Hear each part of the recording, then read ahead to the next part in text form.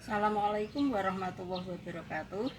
Perkenalkan, nama saya Sukiyanti, mahasiswi PPG dalam jabatan Angkatan 3 jurusan Agribisnis Ternak tahun 2021 di Universitas Negeri Jember. Hari ini Senin 18 Oktober 2021, saya mau melaksanakan pembelajaran di sekolah saya di SMA Negeri 1 Batangan untuk ujian kinerja PPG. Selamat mengikuti. Assalamualaikum warahmatullahi wabarakatuh. Waalaikumsalam warahmatullahi wabarakatuh. Baik, kita mulai pembelajaran biologi hari ini.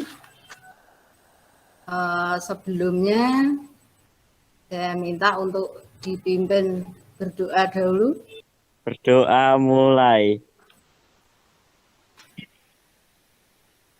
Berdoa selesai. Alhamdulillahirrahmanirrahim. Saya absen dulu ya. Mbak Yua, Agnes, Hadir. Mbak Aprilia, Hadir, Bu. Mbak Zahroza, Hadir. Mbak Sita. Hadir, Bu. Ya. Itu saya ambil sampel, jadi nanti yang lain insya Allah menyusul ya. Sebelum pembelajaran saya mulai, saya mau mengingatkan dulu pembelajaran kemarin. Ada yang masih ingat pembelajaran kemarin tentang apa? Pencemaran lingkungan. Oke, pencemaran lingkungan. Pencemaran lingkungan itu adalah masuknya atau dimasukkannya zat atau energi atau makhluk hidup atau benda ke dalam lingkungan sehingga menyebabkan lingkungan melebihi kapasitas kemampuan lingkungan sehingga lingkungan tidak sesuai dengan peruntukannya. Kemarin materi pencemaran lingkungan sudah kalian pahami. Hari ini kita akan melanjutkan ke materi berikutnya yaitu pengelolaan dan pelestarian lingkungan. Tapi sebelumnya Bu Yanti mau menyampaikan tujuan pembelajaran hari ini dahulu. Ini kompetensi dasar hari ini. Jadi menganalisis data perubahan lingkungan dan penyebab serta dampak dari perubahan tersebut bagi kehidupan. Nah, yang kalian pelajari hari ini adalah KD 4-nya, memecahkan masalah lingkungan dengan membuat desain produk daur ulang limbah dan upaya pelestarian lingkungan. Nah, tujuan pembelajaran yang kalian dapat nanti adalah yang pertama, melalui tayangan video kalian mampu mengidentifikasi perubahan lingkungan dengan benar, kemudian melalui diskusi kalian bisa menjelaskan penyebab perubahan lingkungan dengan benar, kemudian melalui pengamatan atau observasi dan diskusi kalian dapat mengaitkan faktor penyebab dan dampak dari perubahan lingkungan dengan benar, dan melalui praktek membuat produk gitu ya, kalian dapat membuat desain hasil karya produk daur ulang limbah atau sampah dengan baik. Coba kalian lihat video saya seperti ini. Jadi limbah itu di masyarakat Indonesia ada banyak sekali. Limbah itu apa? Limbah itu merupakan zat atau bahan buangan yang dihasilkan dari suatu proses produksi. Nah, limbah itu dibagi menjadi 3, limbah organik, anorganik, dan B3. B3 itu bahan beracun berbahaya. Jadi ada 3 limbah. Limbah organik itu adalah limbah yang berasal dari jaringan tubuh makhluk hidup. Dia bisa diuraikan oleh dekomposer, wujudnya bisa basah, bisa kering. Kemudian limbah anorganik limbah anorganik itu tidak dapat diuraikan oleh proses biologi atau oleh dekomposer. Jadi kalau bisa membutuhkan waktu yang sangat lama. Bahkan mungkin ratusan tahun gitu ya baru bisa terurai. Sedangkan limbah B3, bahan beracun berbahaya, itu sangat berbahaya bagi lingkungan, jadi merusak, mengganggu kesehatan, mengancam kelangsungan hidup manusia dan organisme lain. Nah, metode ramah lingkungan untuk menangani limbah, ini yang kalian pakai nanti ada reuse, menggunakan barang untuk keperluan lain ya. Misalnya kaleng untuk menanam apa ya, bunga, lombok mungkin ya. Tapi tidak mengalami proses pengolahan lebih dahulu, jadi langsung dipakai untuk kegunaan lain begitu. Kemudian reduce itu menggunakan kembali barang hanya saat diperlukan saja. Misalnya mengurangi penggunaan tas plastik. Kan plastik itu berbahaya ya karena dia tidak dapat terurai atau dapat terurai tapi dalam waktu lama. Kemudian recycle itu mengolah barang yang sudah tidak terpakai menjadi produk lain yang bermanfaat. Ini contohnya bagus sekali ya. Ini membuat tas dari plastik bekas deterjen. Yang keempat, replace, mengganti barang sekali pakai dan barang tidak ramah lingkungan dengan barang yang dapat berulang kali digunakan. Contohnya kita pakai sapu tangan, tidak pakai tisu ya. Ya. Jadi kita kembali ke sapu tangan. Kemudian yang kelima, repair, memperbaiki barang yang rusak agar dapat dipakai kembali. Contohnya, memperbaiki sepatu yang rusak. Jadi kalau masih dipakai silakan diperbaiki dulu. Jangan langsung beli gitu ya. Ini contoh-contoh produk daur ulang bisa kalian lihat. Ini yang sederhana ya, tempat pensil dari botol bekas, vas bunga dari botol plastik bekas. Kemudian bunga plastik dari plastik bekas. Kemudian tempat pensil dari kaleng bekas. Nah ini tempat sandaran HP dari plastik bekas. Baik, kita harus menjaga lingkungan agar tetap sehat dan bersih. Kemarin sudah saya beri tugas kalian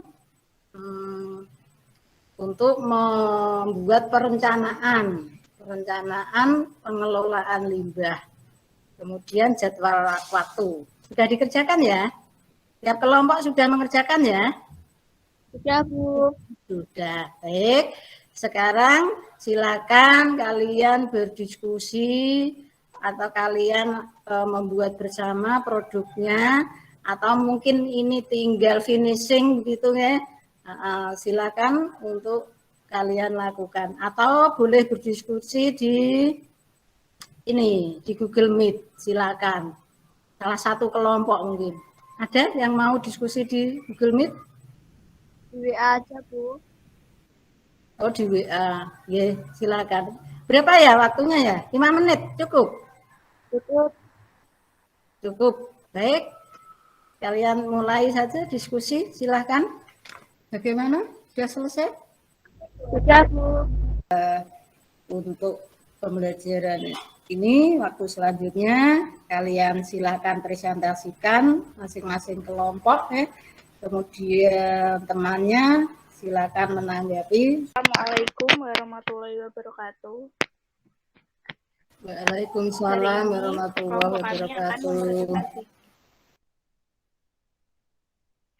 Hari ini kelompok kami akan mempresentasikan perencanaan pembuatan kerajinan aglomerasi. Alat dan bahan akan dibacakan oleh Mbak Dela. Alat 1. Kantong plastik berwarna hijau, hitam, putih. 2 pot bunga, 3 kawat, 4 kertas, 5 lilin, 6 styrofoam. Bahan 1 setrika, 2 gunting, 3 korek api. Berikut adalah video cara pembuatan aglonema dari kantong plastik.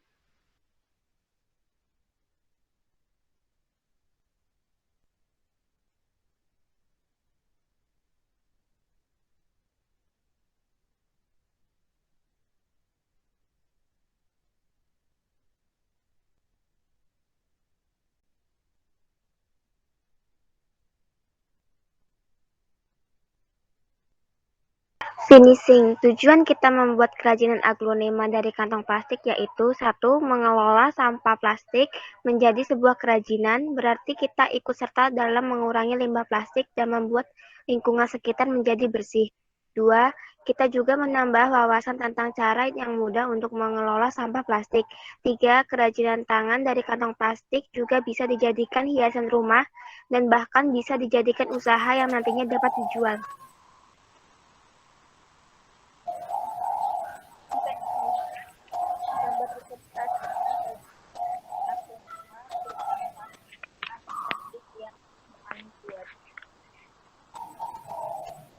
Sekian presentasi. Apabila ada salah kata,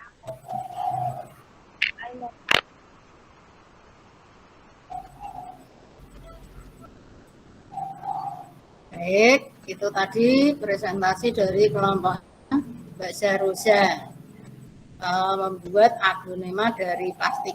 Mungkin ada pertanyaan atau saran dari kelompok lain, silakan. Bagaimana cara mengurangi plastik selain dijadikan kerajinan? Terima kasih. Pertanyaan dari Sita.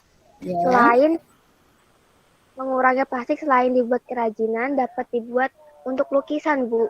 Jadi kita membuat sketsa lukisan, lalu kita digunting-gunting itu plastiknya, lalu ditempel-tempelkan sesuai sketsa yang sudah kita buat. Terima kasih. Ya. Bagaimana Mbak Sita? Bisa diterima? Jawabannya Mbak Ocha. Ya, baik. Sekarang silakan kelompok 2 ya. Kelompok 2 apa 1 dulu? Mas Bagus sudah siap? Iya, Bu. Ya, silakan Mas Bagus.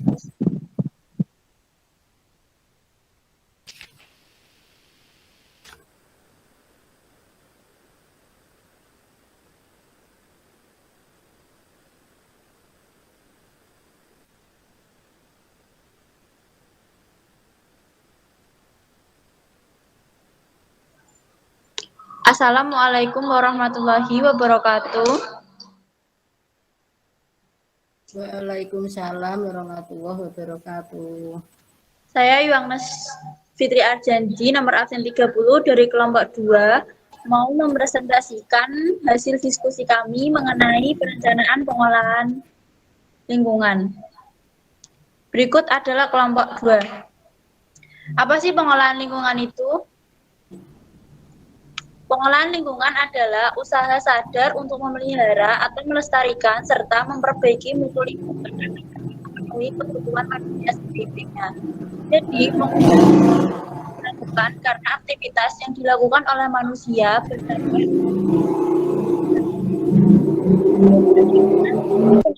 hilangnya beberapa komponen ekosistem. Hilangnya komponen ekosistem mengakibatkan terganggunya keseimbangan ekosistem yang pada akhirnya berdampak pada manusia. Salah satu perencanaan pengelolaan lingkungan adalah dengan menerapkan reuse atau memakai ulang, yaitu menggunakan kembali barang-barang yang sudah tidak dipakai lagi untuk keperluan lain. Contohnya menggunakan plastik bekas minyak goreng untuk menanam cabai. Berikut adalah cara pembuatan pot dari plastik bekas minyak goreng akan dibacakan oleh Sajida Najwa Amalia. Cara pembuatan pot dari plastik bekas minyak goreng. 1. Siapkan plastik bekas minyak goreng. Karena plastik termasuk limbah anorganik dan sulit untuk terurai, maka bisa dimanfaatkan untuk menanam tanaman. 2. Potong bagian atas plastik agar mudah untuk memasukkan tanah ke dalam plastik. 3. Beri lubang pada bagian bawahnya Lubang ini membantu mengalirkan air yang disiramkan ke tanaman agar tanahnya tidak menjadi terlalu basah. Jika tanahnya kelewat basah, tanaman tersebut akan cepat layu dan mati. 5. Isi dengan tanah dan tanamannya.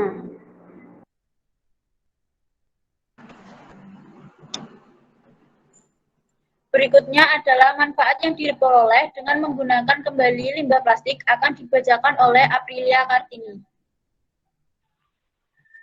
Manfaat yang diperoleh dengan menggunakan kembali limbah plastik. Yang pertama, mengurangi pencemaran tanah yang diakibatkan oleh zat kimia dari plastik. Yang kedua, mengurangi pencemaran udara karena tidak ada pembakaran sampah.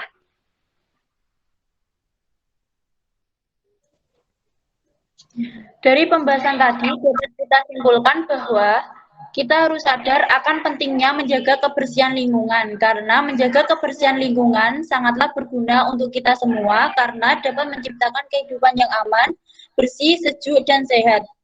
Manfaatkan limbah yang ada di sekitar kita agar bisa bermanfaat untuk diri kita sendiri maupun untuk lingkungan. Tadi adalah presentasi dari kelompok 2. Apakah ada pertanyaan? Baik, itu presentasi dari kelompok 2. Mungkin dari kelompok 3 dan 1 ada pertanyaan untuk kelompok 2, silakan. Saya, Bu. Ya, monggo Mbak Fajrina. Jelaskan apa yang dimaksud zat kimia dari plastik. Baik, zat kimia dari plastik itu apa? Silakan kelompoknya Mas Bagus untuk dijawab. Boleh anggota kelompok yang jawab ya, silakan. Atau mungkin pertanyaan kedua dulu dari kelompok Mbak Fajrina, kelompok berapa? Kelompok 1, Bu. Kelompok 1, berarti kelompok 3 ya. Silakan kalau ada pertanyaan untuk kelompok 3. Saya, Bu, mau tanya. Ya, Mbak Anis, silakan. Bagaimana cara merawat tanaman dalam pot plastik tersebut? Terima kasih. Ya, bagaimana cara merawat tanaman dalam pot plastik tersebut? Silakan kelompoknya Mas Bagus untuk dijawab. Silakan. Saya akan menjawab pertanyaan dari Mbak Fajrina. Ya. Zat kimia yang ada di dalam plastik. Plastik umumnya terdiri dari polimer karbon saja atau dengan oksigen, nitrogen, klorin, atau belerang di tulang belakang. Beberapa minat komersial juga berdasarkan silikon. Tulang belakang adalah bagian dari rantai di jalur utama yang menghubungkan unit monomer menjadi kesatuan. Sudah? Sudah? Gimana Mbak Fajrina? Sudah, Bu. Terima kasih. Iya. Jadi itu zat kimia. Nanti kalau plastik misalnya dibakar gitu ya, dia menghasilkan dioksin. Nah ini beracun, anak-anak. Zat namanya dioksin ya kalau dibakar. Makanya kalau kalian ada limbah plastik seperti tadi bisa dimanfaatkan untuk bermacam-macam, membuat kerajinan misalnya, atau nanti didaur ulang. Itu ya. Baik, untuk pertanyaan kedua Mas Bagus, silakan, atau anggota kelompoknya silakan dijawab dari Mbak Anis tadi ya.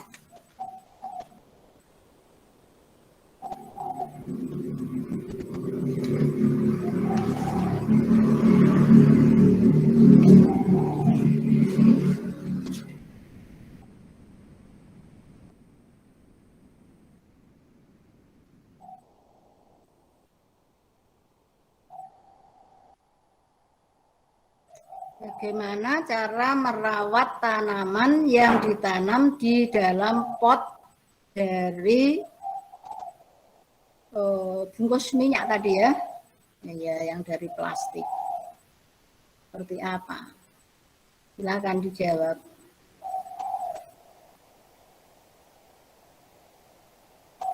Baik, saya akan menjawab pertanyaan dari Mbak Anis. Oke, Mas Bagus silakan. Pilih tanah yang tepat, isi wadah dengan tanah yang tepat. Jangan pernah menggunakan tanah langsung dari kebun karena ketika kering akan mengeras dan menjadi massa yang padat. Pilihlah tanaman yang sehat.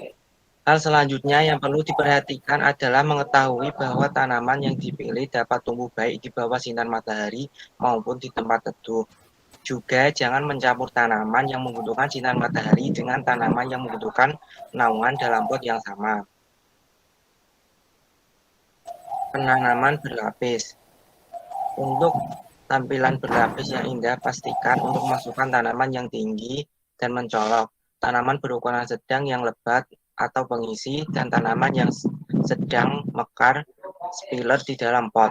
Pilih varietas yang saling melengkapi dalam warna dan bentuk daun juga. Ada banyak tanaman yang lebih dihargai karena daunannya yang indah daripada bunganya. Penyiraman. Tanaman yang ditanam di dalam wadah plastik akan membutuhkan penyiraman lebih sering daripada yang tumbuh langsung di kebun. Siram setiap kali permukaan tanah terasa kering saat disentuh. Selama musim panas, tanaman mungkin harus disiram setiap hari. Hal ini juga sangat penting untuk tanaman karena lebih cepat mengering karena diterpa angin. Beri pupuk secara teratur. Untuk menjaga bunga dan sayuran dalam kondisi prima sepanjang musim panas, Anda harus memupuknya. Sudah, Bu. Terima kasih.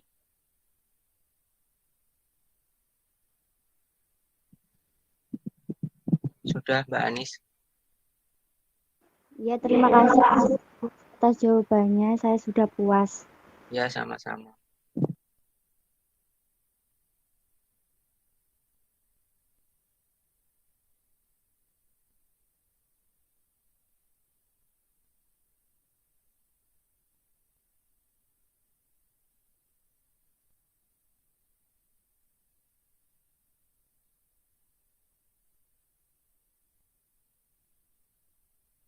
Bu Yanti belum on mic, Bu. Suaranya enggak iya. terdengar. Iya. Maaf ya. Yanti lupa. Oke, Mas Bagus, saya mau nanya pengalaman apa yang didapat dari memanfaatkan bungkus minyak untuk pot tanaman. Tadi nanam tanaman apa, Mas Bagus? Bunga atau lombok? Baik, pengalaman apa yang didapat, nggih? Pengalaman yang didapat dapat mengurangi pencemaran lingkungan, juga memanfaatkan limbah plastik untuk menanam tanaman, dan juga dapat mengurangi pencemaran tanah karena pembuangan sampah sembarangan yang tidak dapat terurai oleh tanah, dan juga dapat mengurangi pencemaran udara karena tidak ada pembakaran sampah. Oke, bagus sekali. Memang seperti itu ya. Jadi kita bisa memanfaatkan limbah yang sebenarnya itu nanti bisa mengurangi. Dia mau terletak di mana, misalnya di tanah, mengurangi kegunaan atau fungsi tanah. Di air juga seperti itu. Jadi kalau bisa kita manfaatkan sebaik mungkin, begitu ya. Ya, jadi bisa mengurangi pencemaran. Kemudian tadi waktu saat perawatan, pada saat pemakaian bungkus tadi minyak ya, harusnya tadi dilubangi enggak itu, Mas Bagus? Lubangi, Bu. Iya, untuk apa dilubangi? Agar airnya dapat meresap dan tanahnya tidak terlalu basah. Iya, pintar sekali. Jadi airnya nanti kalau kelebihan, pas penyiraman kok kelebihan, bisa keluar ya airnya. Kalau tidak dilubangi nanti airnya berkumpul di situ, nanti tanamannya jadi busuk. Begitu ya anak-anak ya. Jadi seperti itu termasuk perawatan. Gitu ya? Paham ya? Baik. Paham, Bu. Ya. Sekarang kelompok terakhir, kelompok 1 ya. Kelompok Mbak Sita. Oke, silakan Mbak Sita. Assalamualaikum warahmatullahi wabarakatuh. Waalaikumsalam warahmatullahi wabarakatuh. Kami dari kelompok 1 yang beranggotakan 1. Arif Mustahal, 2. Fasbina Ramadhani, 3. Mas Reza Arif Ramadina, 4. Mahendra Kusuma, 5. Nadila, Nawang, Nelly, Nila, Nurul, Rina, Cita.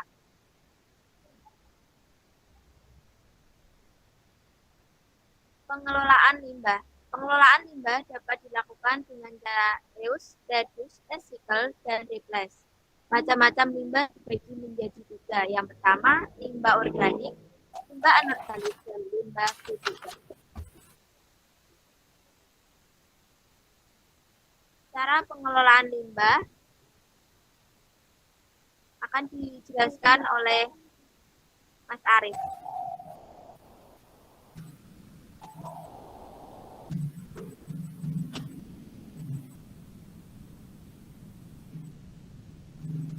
Aktivitas yang dilakukan manusia banyak menghasilkan berbagai jenis limbah. Limbah harus ditangani sesuai dengan jenis dan karakteristiknya. Dengan penanganan yang baik diharapkan terjadi penurunan jumlah limbah dan dampak negatifnya terhadap lingkungan. Dalam proyek kali ini, kelompok kami akan melakukan pengelolaan limbah dari bahan limbah organik berupa kotoran sapi menjadi pupuk organik. Pembuatannya sendiri dilakukan dengan cara fermentasi.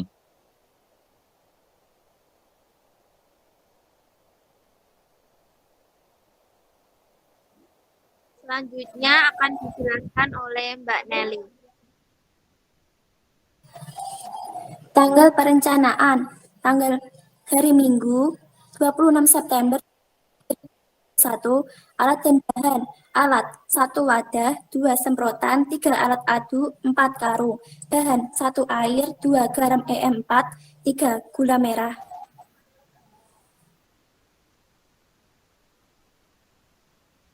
Proses pembuatan akan dijelaskan oleh Mbak Fajrina. Proses pembuatan 1. Siapkan bahan utama yaitu kotoran sapi. Kemudian keluarkan kotoran sapi tersebut dari wadah sebelumnya untuk kemudian disortir. 2. Setelah disortir, kotoran sapi dihamparkan. 3. Siapkan wadah ataupun ember berisi air bersih yang berasal dari air sumur atau gunakan air tanah, dan untuk mempercepat proses fermentasi kita gunakan EM4 atau efektif mikroorganisme. 4. Yang selanjutnya, siapkan botol spray atau tangki spray, kemudian kita masukkan cairan tersebut ke dalamnya sesuai kapasitas botol spray tersebut, dan kemudian kita gunakan untuk menyiram atau mencipratkannya di atas kotoran sapi.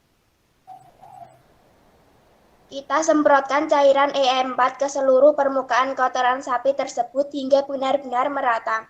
Jangan lupa selama proses penyemprotan kotoran sapi dibolak-balik agar semua terkena cairan. Campur dan aduk terus kotoran sapi dengan cairan hingga tingkat kebasahan kurang lebih 30-40% dengan ciri-ciri apabila kita genggam langsung menggumpal atau tidak mudah hancur, dan ketika kita peras air tidak menetes.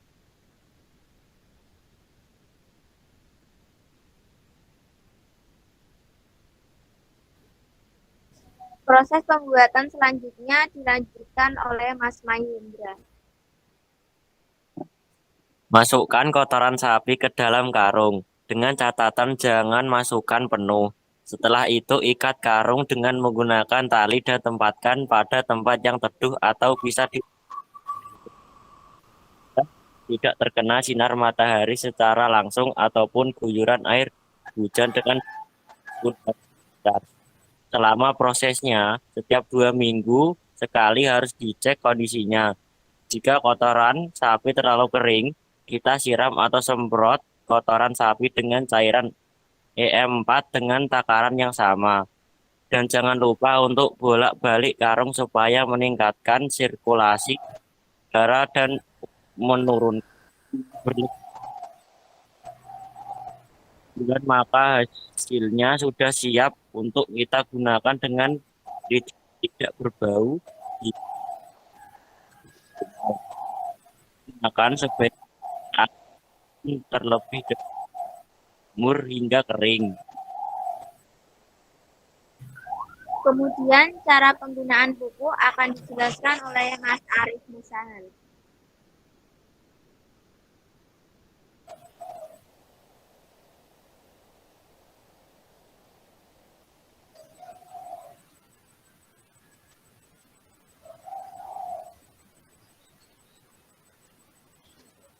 Cara penggunaan pupuk. Cara penggunaan pupuk organik dari kotoran sapi ini bisa dilakukan dengan memberikannya pada perakaran tanaman sekitar 1 genggam setiap sebulan sekali.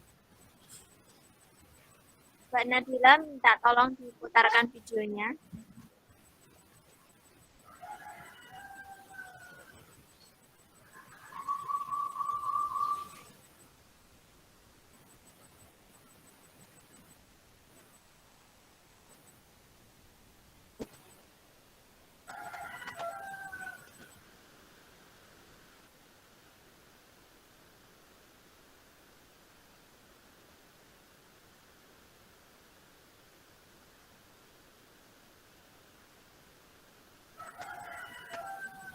Apakah videonya bisa terlihat? Belum, Nak. Belum ada.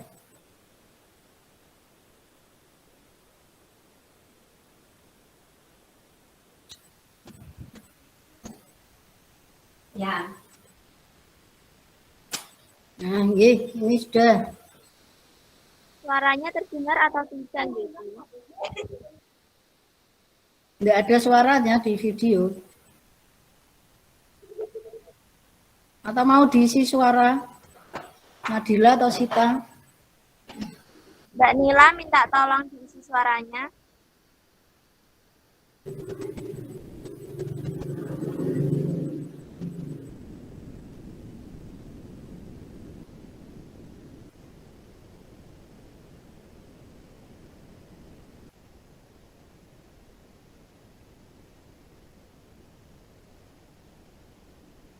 Ini setelah mencampurkan E4, air, dan gula merah, sudah didiamkan beberapa saat, kemudian cairan tersebut disemprotkan ke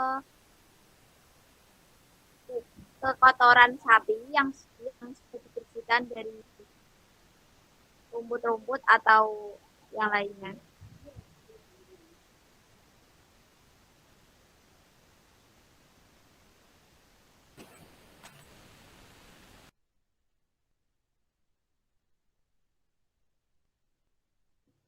Saat menyemprotkan, jangan lupa untuk dibolak-balik supaya cairannya merata.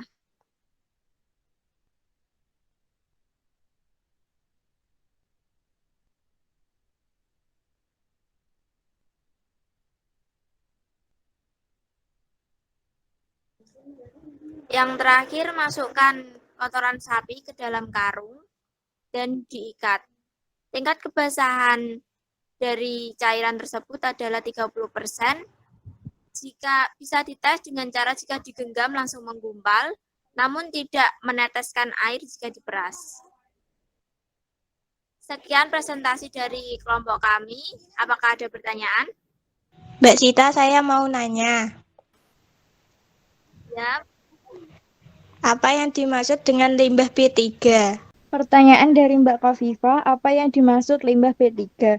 Limbah B3 merupakan sisa usaha atau kegiatan yang mengandung B3. Limbah B3 dihasilkan dari kegiatan atau usaha baik dari sektor industri, pariwisata, pelayanan, kesehatan, maupun dari kosmetik domestik rumah tangga. Bagaimana? Contohnya seperti pengharum ruangan, pemutih pakaian, deterjen pakaian, pembersih kamar mandi. Sudah? Sudah, Bu. Gimana, Mbak Kofifa? Ya, Bu. Terima kasih. Iya, jadi B3 itu singkatan dari bahan beracun berbahaya. Contohnya tadi apa? Deterjen ya. Iya. Tampilan kalian bagus, semua bagus. Jadi kelompoknya Mbak Ocha, kelompoknya Mas Bagus, kelompoknya Mbak Sita, semua bagus. Bisa insya Allah nanti kalau diterapkan di kehidupan sehari-hari bisa mengurangi limbah gitu ya. Jumlah kalian kan 32, lumayan. Nanti per anak satu berarti kurang 32 ya limbahnya. Itu kalau sehari, kalau 2 hari, 3 hari ya, seperti itu ya. Baik, untuk presentasi hari ini selesai. Mungkin ada yang dapat membantu Bu Yanti untuk menyimpulkan kegiatan pembelajaran hari ini. Apa yang diperoleh pada pembelajaran hari ini? Silakan. Kita harus sadar akan pentingnya menjaga kebersihan lingkungan dan juga melakukan pengelolaan lingkungan karena aktivitas manusia mengakibatkan perubahan komponen ekosistem. Jadi hari ini memang kita belajar mengenai limbah yang dapat menyebabkan pencemaran lingkungan. Tadi limbah itu dibagi dua, limbah organik dan limbah anorganik. Satu lagi B3, tadi yang seperti ditanyakan oleh siapa tadi, Khofifah.